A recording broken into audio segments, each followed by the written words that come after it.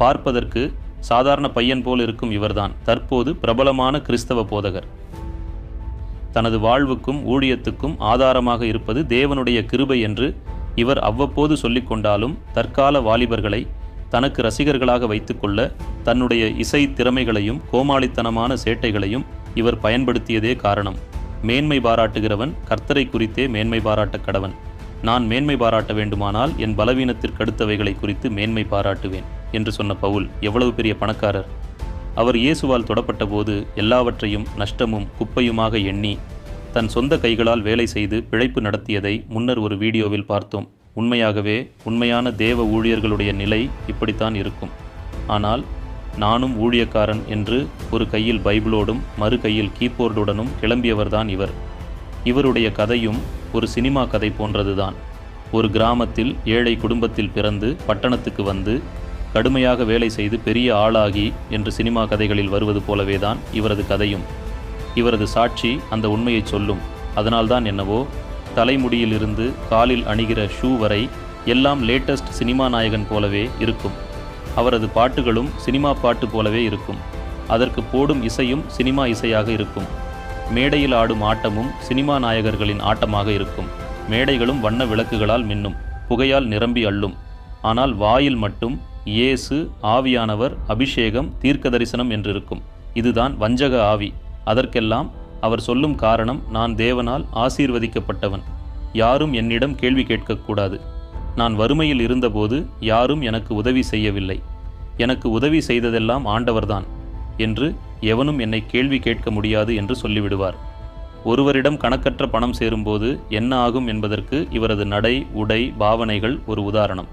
ஆமென், அல்லேலூயா என்று சொல்லிக் கொண்டிருந்த கூட்டத்தை டர் என்றும் ஆ இந்தா என்றும் கூப்பாடு போட வைத்தவர் இவர். காணிக்கை போடுவது அவரவர் மனதை பொறுத்தது என்றாலும் காதிலும் கழுத்திலும் கையிலும் இருப்பதை கழற்றி போடச் சொன்னவர் இவர். காரணம், இவரை போன்றவர்கள் பிரைவேட் ஜெட் வாங்க வேண்டுமாம். இவரது வீடியோ ஆல்பங்களை பார்த்தால் ஒரு சினிமா ஆல்பம் போல் இருக்க எவ்வளவோ செலவு செய்கிறார்கள். தனக்கு போட்டியே விஜய், அஜித், AR ரகுமான் போன்ற சினிமா கலைஞர்கள்தான் என்பது மேக்கப், குழு நடனம், ஆடைகள், ஸ்டூடியோ, கேமரா, எடிட்டிங், லைட்டிங், இயக்குனர், அவுட்டோர் ஷூட்டிங், கிராபிக்ஸ், வாகனம் என சகலமும் செலவு அதிகம். இதுதான் ஊழியமா என்று யோசிப்பது கூட இல்லை. வேதாகமத்தில் பவுல், பேதுரு இவர்களெல்லாம் செய்த ஊழியம் இதுதானா என்று இவரை பின்பற்றும் யாவரும் சிந்திக்க வேண்டும். ஒரே வித்தியாசம் என்னவென்றால், இவரது வீடியோவில் கதாநாயகி மட்டும் இல்லை, மற்றபடி எல்லாவித சினிமா மசாலாக்களும் உண்டு. இவரை ஆட வைத்து ஆட்டி படைப்பது வஞ்சக ஆவி என்று அனைவரும் புரிந்து கொள்ள வேண்டும். அற்புதம் செய்கிறேன், தீர்க்க தரிசனம் சொல்கிறேன் என்று இவர் செய்வதெல்லாம் நன்றாக கவனித்தால் அது பரிசுத்த ஆவியானவரின் கிரியைகள் அல்ல என்று நிதானிக்க முடியும்.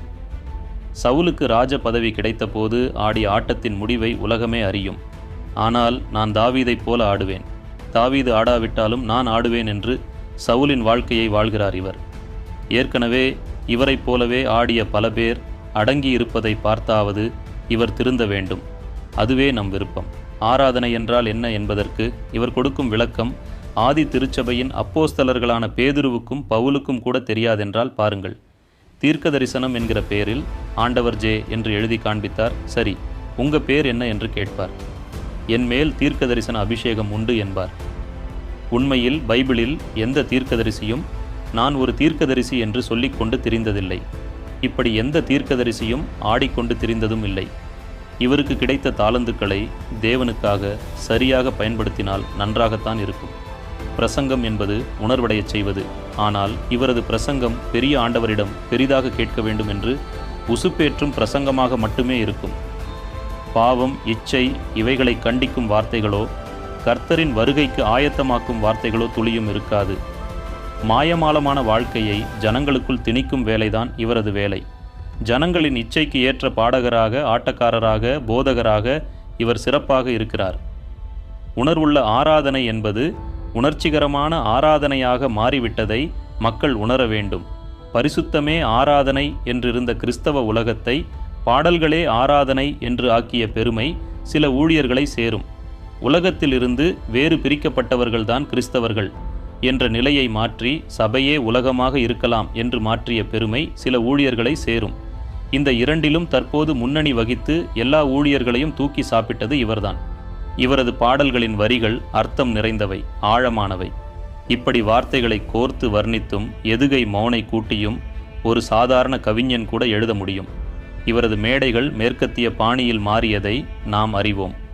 அநேக பெரும் தலை ஊழியர்கள் இவரது வளர்ச்சியை பார்த்து மிரண்டு பிறகு இவரை அழைத்து பயன்படுத்தி தங்களையும் அவ்வப்போது காப்பாற்றிக் கொள்கின்றார்கள்.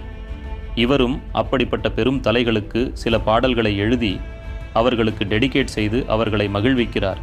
சரி, இவர் மூலமாக எந்த பயனும் இல்லையா என்று கேட்பவர்களுக்கு சில வார்த்தைகள். அநேகரின் கார் பயணங்களில் இவரது பாடல்கள் ஒலிக்கும். அநேகரின் நெஞ்சம் நிறைந்த விருப்பமாக இவரது பாடல்கள் இருக்கும். அநேக ஆலயங்களில் ஆராதனை பாடலாக இவரது பாடல்கள் இருக்கும்.